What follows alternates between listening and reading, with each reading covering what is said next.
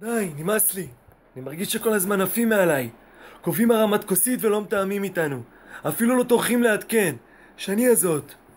אולי תרקי את הגרעינים מהפה שלך? בפעם האחרונה שבדקתי, אנחנו לא נמצאים באצטדיון סמי עופר. וחוץ מזה, את הכלוב הזה לא אמא שלך בנתה. למה שיתאמו איתך? אבל למה ככה? לא יכלו לפרגן לנו בקטע שירה או קריינות בהרמת כוסית? בגלל שאנחנו ז'אקו? מי יעשה את זה? חיים? ניר? אלה רק מפצחים ולא רואים בעיניים את הפעורים. די, חיים שלי, למה ככה? ניר כפרה עליו, תראי איזה שינוי.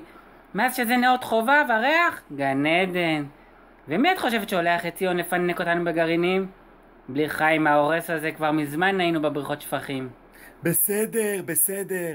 אבל עירית ותומר יכולים לזרוק עלינו מילה טובה. איזה עירית! מה, השתגעת? תראי מה היא בונה בכניסה, חמסה עליה. מרכז אלי הורוביץ. ותומר? כל היום פה מסתובב עם האקדח שלו. למי יש זמן? זה רק את ואני, דדי. אם אנחנו לא נספר לעולם את מה שקורה פה, אף אחד לא ידע. זה רק אנחנו. טוב, טוב, חרטת אותי כבר עם החפירות. יכולתי כבר להתחיל עם איזה ברבול ליד האגם. אמירם הגדיל את הטבר אגב. מה זה טבר? תקציב פיצוחים בלתי רגיל? איך רואים שלא היית בצבא? תשאלי את המנכ"ל שלך, אלוף משנה בן דהן. הקיצר, את באה? רגע, וואי, איפה שמתי את ההזמנה? איך שאני מתרגשת! זה אישי מראש המועצה.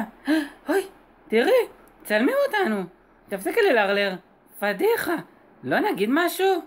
3, 4 שנה טובה.